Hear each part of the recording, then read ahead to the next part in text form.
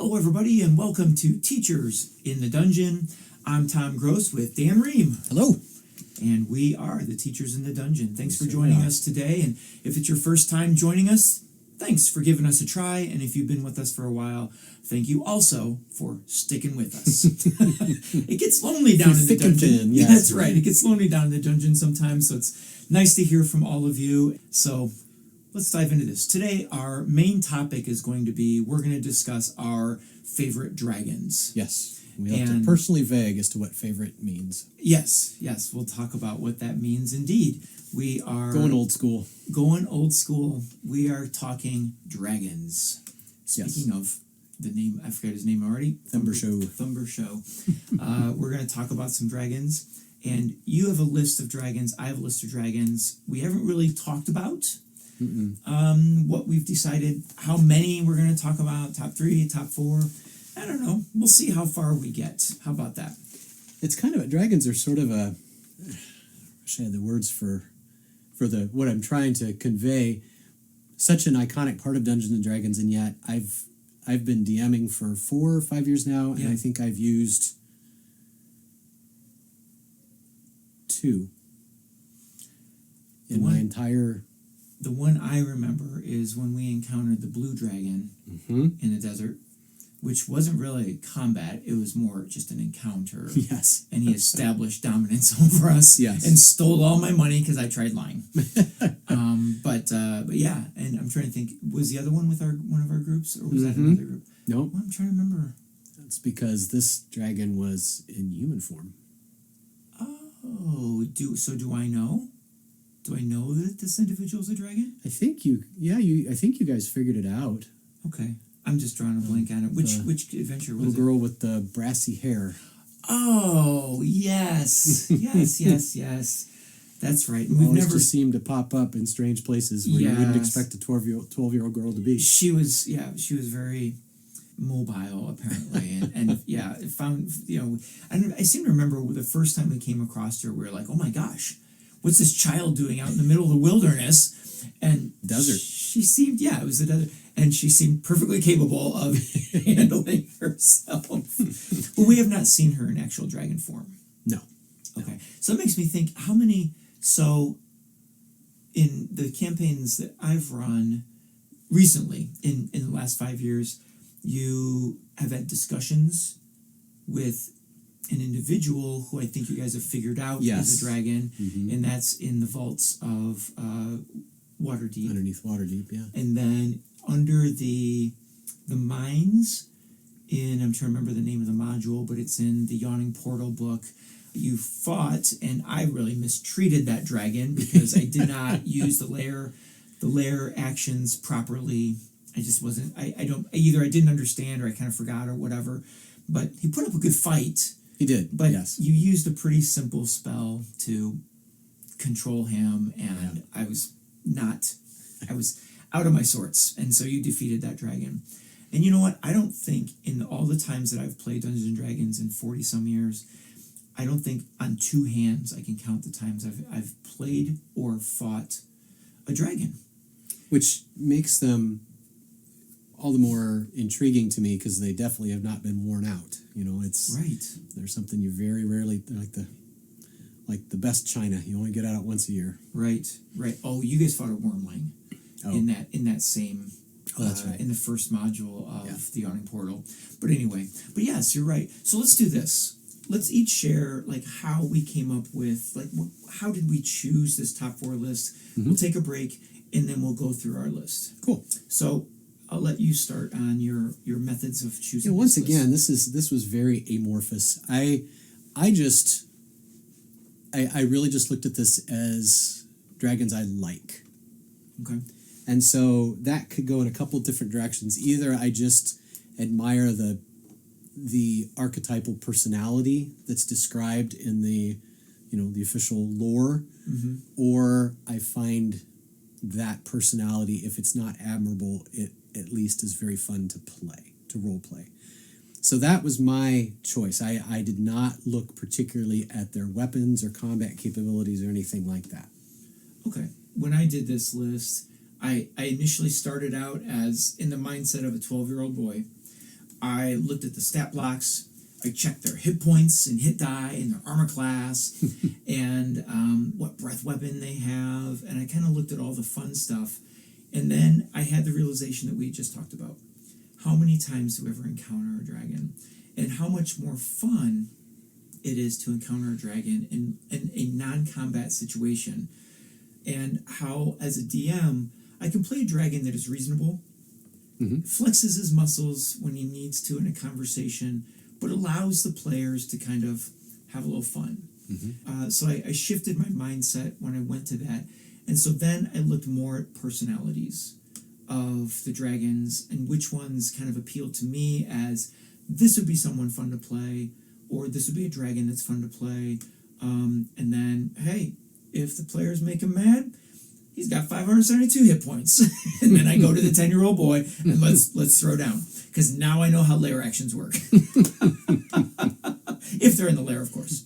But so that's kind of how I came up with mine, was more personality type of the dragons and the potential for role play. Yep. So you want to get started or you want me to?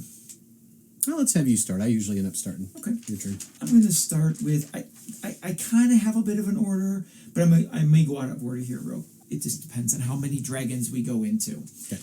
My first is, I'll just say it, my first is Copper Dragon. These are chaotic good dragons, and I'm kind of stumbling because I want to read out of Fizban's Treasury of Dragons. He starts with, he being Fizban, at the beginning of each description of these dragons, he gives a little bit of his own commentary, quote, and so I'm going to quote from that. So this This comes from Fizban's Treasury of Dragons on page 99 for Copper Dragons. Fizban says, I knew a copper dragon who loved coining words. We have her to thank for words like organize, pillow, cognizant, burgeon, and job, to name just a few. It would make her laugh to know how often people make these ridiculous combinations of sounds. So that right there kind of drew me to think like, what are these dragons that make these words and kind of chuckle at humanoids or people or creatures that utter these funny words?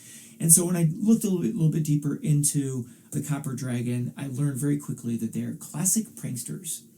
They are jokesters. They are riddlers.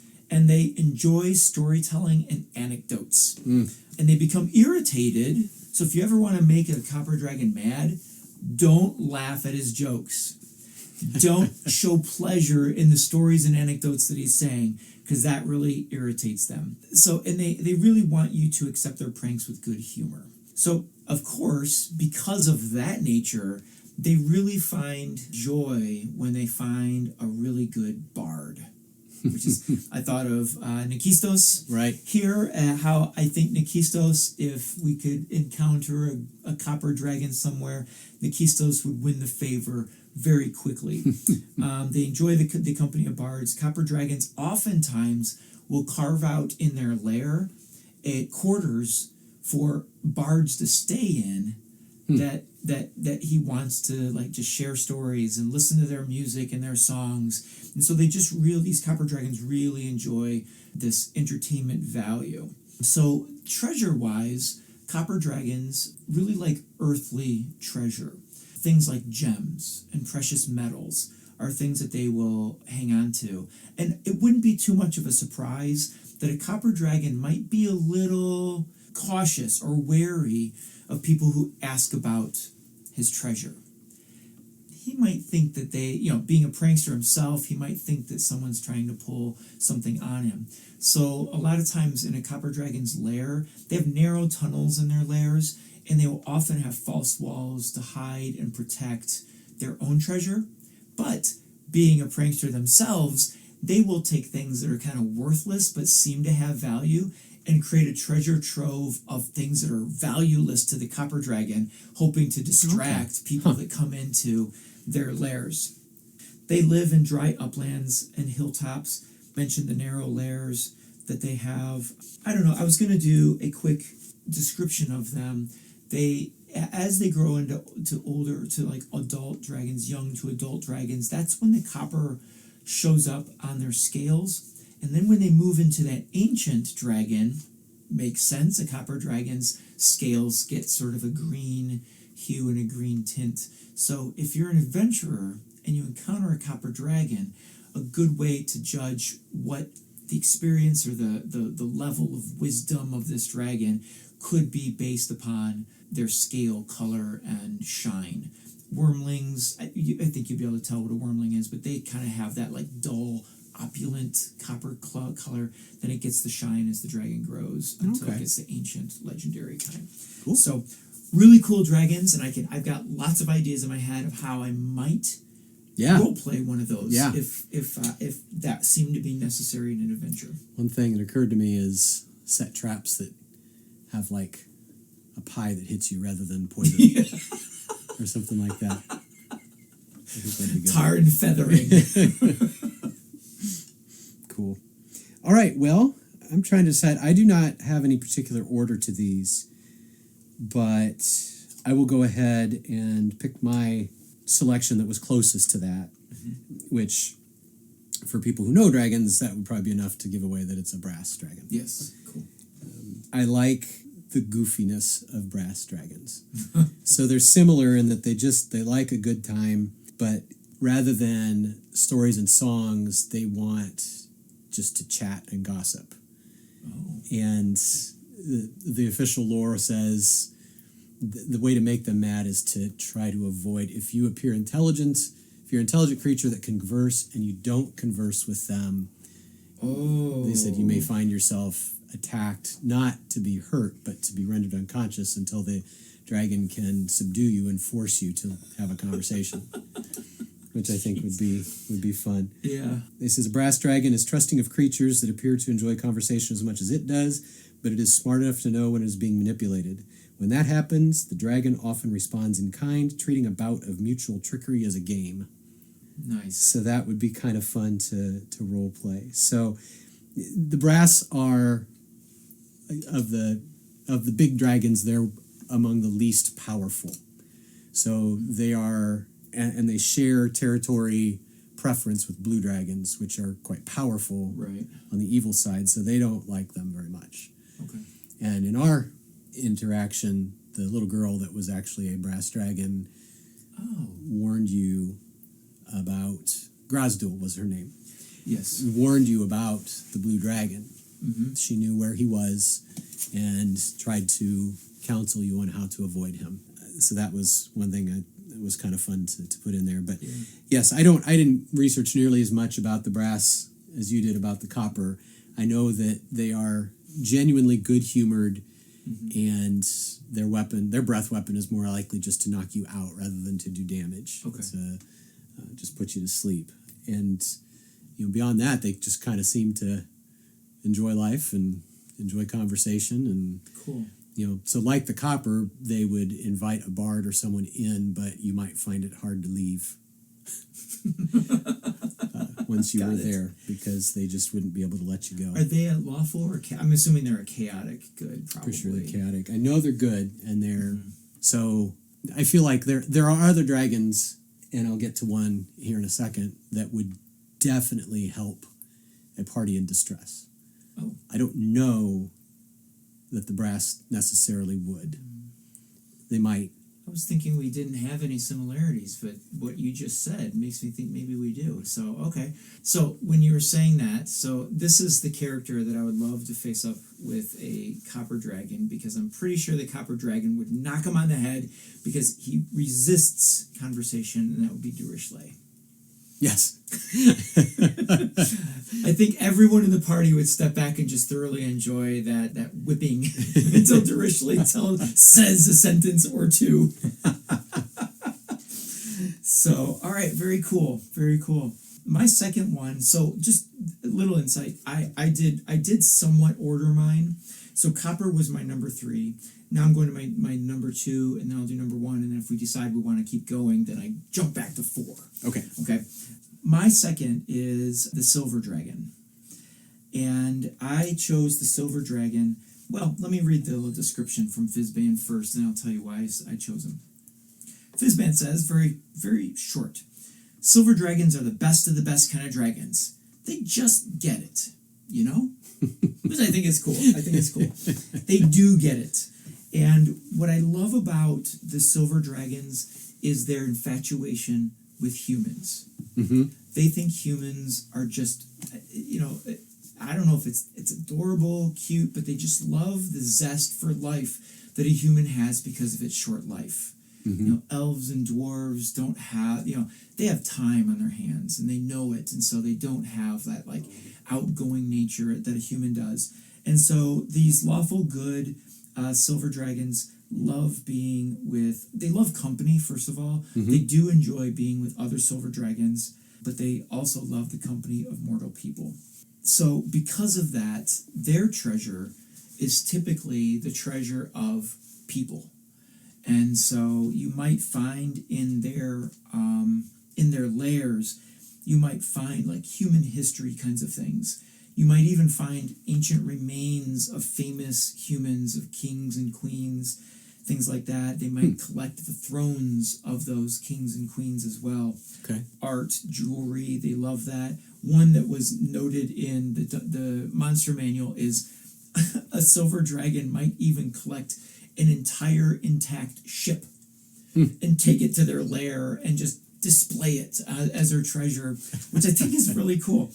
Remains, I already mentioned the kings and queens. If humans or humanoids even had created some sort of unique invention, they would find that fascinating and grab it and bring it back to their lair. One of the other things that kind of drew me to a silver dragon is where they live.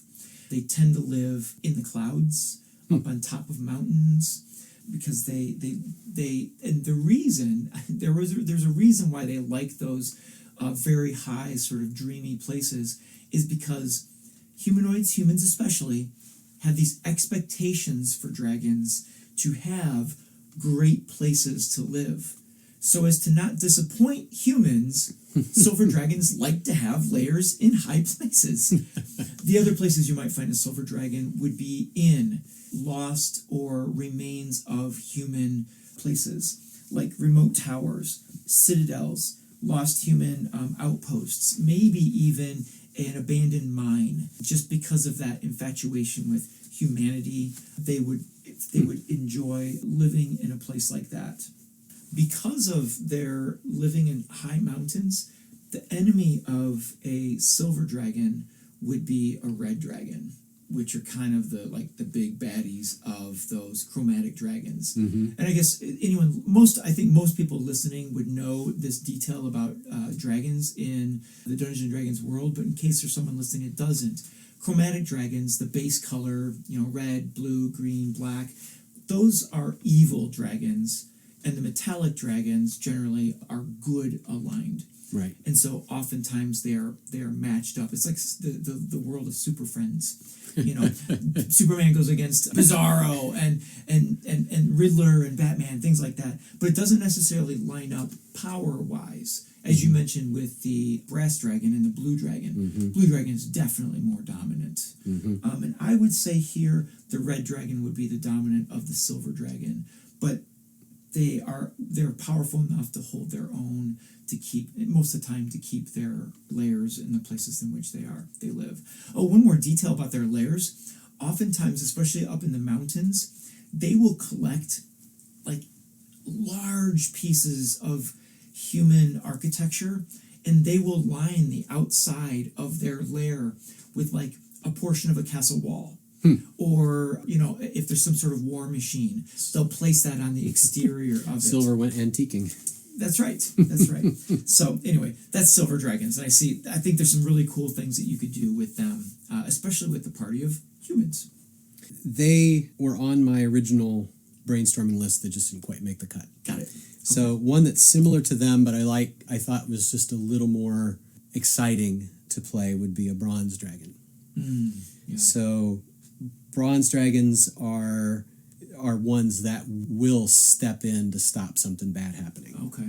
Particularly if there's cruelty involved, they will act. They'll even sacrifice themselves to prevent cruelty from occurring and stop evildoers. To any particular race, or just any cruelty against anything else? I think it's just in general. Okay. One other thing that's sort of interesting, they said that if they are stepping in, a lot of times they'll do it in a human form and you don't even know that they've done that. Right. But if they do use the dragon form or even human form, the lore says they will avoid killing as much as possible. Even the people perpetrating the cruelty, they will try to use breath. They have a breath that apparently stinks so bad it just forces you back and repels you. Oh, okay. So they would try that. They would try using devices to teleport or just get a bad person away. Mm-hmm. But if they do decide to kill, they are deadly because not only are they dragons, but they are very good tacticians. Okay. And one other little thing I found, they smell like sea spray. Sea spray? Yeah, they like living near water, near the ocean. Oh, okay. And so I kind of feel like if I were playing this dragon, it would be, I would rely heavily on sort of a Captain America type presence. Oh. I think that's... Cool. I like that. I think that really reflects what a bronze dragon would be like. Mm-hmm. So yeah, I don't have too much more to say about it than that, other than that would be sometimes fun to just play a straight up hero. And I think it's interesting that as we've been going through this list, I've been able to match up characters that would probably like to hang out, or at least would find commonalities with these dragon types. And like that one, obviously, I mean, I don't know if it's obvious, but I would, like Nikistos, would probably really appreciate that the nature of a dragon like that, besides just the obvious that it likes to live by the sea and the ocean, being a Triton, he would have that connection. But Nikistos is the kind that also would step in and intervene in cruelty, which you guys did in the case of Bree. Mm-hmm. I kind of saw that connection in the sense that, and again, I didn't just invent that for Nikistos. That's very much a part of the Triton lore, is they see themselves as protectors. Yeah. So that would align. So I don't know if that just was happenstance that the bronze dragon that lives by the sea has the same sort of code. Yeah. Or if they thought, if someone at Wizards was making those connections. Yeah. Interesting. Okay. Cool. I like that. I have to say, this conversation has really enlightened me. From my research to hearing what you have to say about the dragons, it's really enlightened me into this world of dragons, which is strange that it's taken me so many years to research these dragons with this namesake, Dungeons and Dragons. Right. It's amazing. And the fact that so much of the lore stems around interacting rather than fighting. Right. At least with the good, well, it makes sense with the good dragons. But yeah. But I think even the evil dragons will parlay. Some of them, yes. Yes, they'll parlay. So another fact that you've mentioned several times, that growing up with Dungeons and Dragons it's not the first thing I think of, is that most of these dragons do have a human persona, and they can shape change quite easily. For most of them, it's a special ability. Mm-hmm. The fact that they walk among the people of whatever land you're playing them in is fascinating to me as well. Mm-hmm. That anywhere you could encounter a dragon and never even know it. Mm-hmm. So watch what you say about dragons when you're in Waterdeep or any place else. Yes. Because you may be speaking to one. Mm-hmm. Well, we've been very safe in our dragon choices to this point of choosing good dragons. Mm-hmm. And so my favorite dragon, all the way back to 1977, well, probably 1980, first edition, right on the front cover of the original Monster Manual, among many other creatures, flying about what appears to be 15 feet above the ground, is a red dragon. You're gonna have to go some to convince me on this one. And I don't think I like have been fascinated with red dragons my entire life. I have several in my office. I think I have 5 red dragons, from images, paintings, such to, a plush. I got 2 red dragon plushes. Speaking of, at the opening of the show, we talked about the plushes for Honor Among Thieves, and there's a red dragon there. And then I, of course, have a miniature that needs to be painted, but he sits way up high on my wall. So that you can't get to him. So I can't get to him. You really don't have to paint. But I have a light up there now that my youngest daughter helped me hang that is changing colors. Oh, nice. And so when you switch that light to red, he looks pretty awesome. So this is what Fizban has to say about red dragons. You might think a red dragon's fire would burn away any hygienic improprieties and leave the dragon's breath smelling fresh, as spring flowers. But you'd be wrong. Fizban. So clearly Fizban does not have much to say about red dragons. And quite frankly, if I were a player character, I don't know that personally I would want to encounter a red dragon unless I was planning to completely give my life to that red dragon in servitude, because they are absolutely chaotic evil. They breathe fire, and that is what they are known for. As I mentioned, they're one of the first dragons I was introduced to through a novel. 6th grade, I was handed a novel that said The Hobbit on the front, and I had no idea what that was. And as I read that novel, of course, you know, and most people know that the dragon that is in the Lonely Mountain is Smaug, and I'm 90% sure he's a red dragon. I think there's golden tinge to him, but that's because of the coins that kind of stuck to his belly. He's embedded inside, in his which dragons tend to do. One thing that I think is super cool about red dragons is, you know, sometimes you just feel like destroying something. And that's red dragons. They are treasure hunters, and they will kill and they will destroy. They are a true predator for what they want. And so I know that's not especially, you know, something that we would normally want in a civilized society, but in Dungeons and Dragons, I think that's super cool.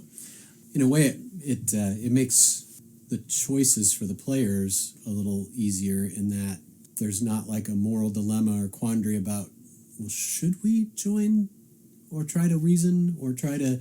Yes. Yeah, no. It's black and white. It is definitely black and white. And so they love gold. These red dragons love gold above all else, as stated in the lore of, I don't remember if it's Fizban's or the Monster Manual.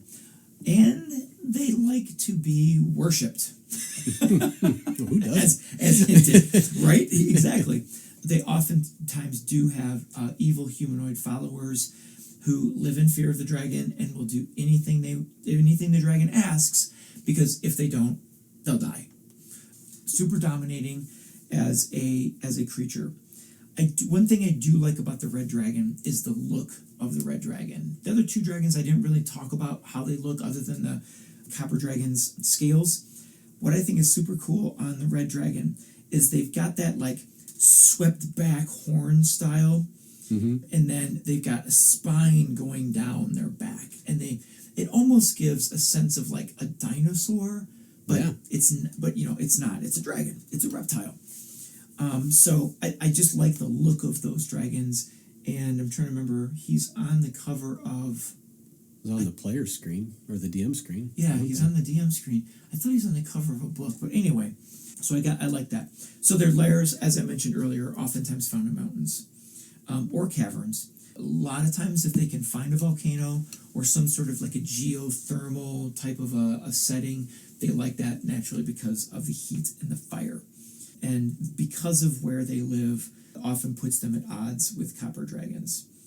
Another introduction I had to red dragons was through those Dungeons and Dragons tile-based kind of board games, miniature games. Yeah. And you've got the one that is I'm going to mess it up, Ashardalon. And so you can face off against like one of the big bad red dragons in that game, and it's super fun. I don't know. I think for just the sheer fun value of playing an evil, as you mentioned, there's no gray area. Red dragons are bad, and sometimes it's just fun to play a bad guy. And so red dragons would be my choice. So I had a list that's larger, so I'll whittle it down to just this last one. Again, we're on parallel tracks, because I do find some of the evil ones quite fun to play. I initially was going to talk about a green dragon, but green dragons are devious and love to trick people into horrible situations. But for me to role play that, I have to be smarter than my players. So I that's too much stress. So my favorite dragon to play, honestly, probably overall, is the blue. I thought that's what you might say. Yeah, and I think it's because you have a lot of latitude with them. Mm-hmm. They are second in power to the reds, I believe. It seems like it. And so they are deadly, and they are easily angered and vain. Mm-hmm. So that's fun to play, to be able to strut and force people to say that you look good. Yeah. That would be fun to do. But at the same time, that also gives them like some vulnerability, or like humanizes them a little bit. Mm-hmm. Unlike a red dragon that's very much a force of nature almost. Right. And the blue also fights very carefully. The lore said they will, if they've decided to take you down, they'll stand off at a distance and just blow lightning at you. And just over days, they'll just keep hounding you and just wear you down and you can't even get anything off on them. Right. They'll just badger you. Yes, until you're done. But at the same time, they are lawful, and they, like all the evil dragons, want to have control over people. Mm-hmm. But in the blue case, it's not. I mean, it's minion. So if there's someone that is skilled and useful, the blue will actually treat them well. It's not so much a slavery; it's a contract. Okay. And you will be rewarded by a blue dragon if you do what they want. Now, what they want, obviously, is dominance. So you're going to have to do bad things, but it's not chaotic. As we speak, what it reminds me of is the difference between devils and demons. Right. Demons want just to destroy and consume everything. Devils like, no, why would I do that? I want it. I want it intact. To dominate. Yes. Forever and ever. I love it, yeah. And so, in a lot of ways, and the other thing about the blue, and I remember reading this might have been Fizban, they are also the most devoted parents of all the evil dragons. Really? Like they and greens will take great care of their children. The blues in particular are doting and kind to their offspring, which is... What an interesting detail. So I look at them and I almost see them more as just cantankerous rather than evil. Mm-hmm. That's whitewashing them a little bit, but they can be reasoned with. They're not, if you trespass into their territory, they're going to be affronted, but it's not a death sentence. Right. You're going to, as you found out, you'll pay a price, but it might just be some stuff. Right. And they will allow you to get out if they're not starving or whatever. Yeah. The one drawback to playing a blue is that their favorite haunts are deserts, and so that's a little less likely in gameplay. Right. I don't know that I've ever played a game in a desert other than just kind of traversing the edge of that desert in Slaint. Mm-hmm. Was it Slaint? No. It was...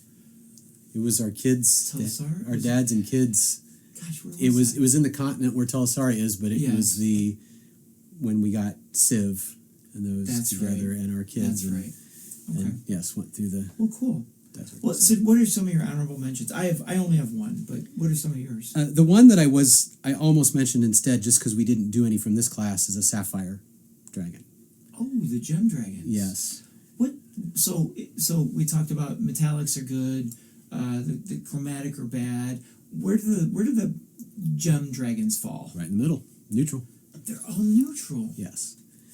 So, sapphire dragons, I like. They are neutral. They're concerned with maintaining peace. Okay. They don't want. They really don't like other dragons fighting each other and the destruction it causes. So they will try to stop that. They are reclusive. They're not particularly friendly. They love tactics and military type stuff, lots of psionic abilities. They live deep underground. Hate the drow, don't like the dwarves, but are friends with the gnomes, the deep gnomes. Yeah. Interesting. That's cool.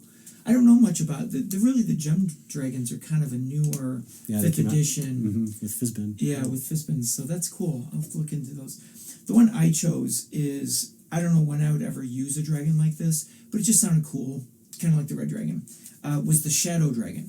Oh, yeah. Let me see. Fizban does have comments on the shadow dragon, and this is what he says about the shadow dragon. Let me get to the page. He says, in order to see a shadow, one must look in the opposite direction of the light. The same can be said for a shadow dragon. Shadow dragons are chaotic evil. They are born or transformed in the Shadowfell. Okay. So if a dragon goes to the Shadowfell, spends time in that like desolate, just oppressive sort of land, they will transform over a period of time, and their scales will then become translucent. Their scale or their wings the same. Their eyes lose their pupils and just kind of go to a shade of something. What's interesting about this, and they gave a really interesting description in here. I guess really we're kind of giving our it's more than just our honorable mentions, but they've got these portals that these Shadowfell or these shadow dragons use to get to other planes. Okay. But these portals are kind of chaotic, and so it described that a legendary shadow dragon might be sleeping in its lair, and a portal just shows up, and it'll swallow that legendary dragon, and the legendary dragon will wake up in another plane and not even know that it went through a portal. Okay. Which I think is fascinating. Yeah. But when those dragons do go through the portals and go to like the material plane, most of the time their goal is to try to take things and people back to the Shadowfell to have them turned. Okay. And so kind of an interesting twist on the whole dragon lore. Yeah. So, well, you got a bonus there, folks. Yes, you did. Anyway, well, 20% cool. more free. Yeah, that's right. Don't ever say we didn't give you something, because there you go. All right. Well, awesome. That was a lot of fun to do the research on that, and then to hear the stories and to see how we might use some of these dragons. So we would ask you listening at home, in your car, wherever you are listening to our podcast, what kind of dragons do you like? What intrigues you about a dragon, either as a player or to play a dragon as a dungeon master? Share that with us on social media, Twitter, Facebook, Instagram. Send us your longer stories. Give us your histories of why you like these, or maybe even your encounters with them in our email, teachersinthedungeon@gmail.com, and we'll share your stories right here on Teachers in the Dungeon. Yes, we will. Well, I guess that wraps up the show. Yeah. I have nothing else to say. Do you? Not about dragons. Okay. Well, then, I think we'll let everyone go. Everyone, keep rolling those 20s, keep rolling. We'll edit this out. Good night. Everybody, keep rolling your 20s. We'll see you later.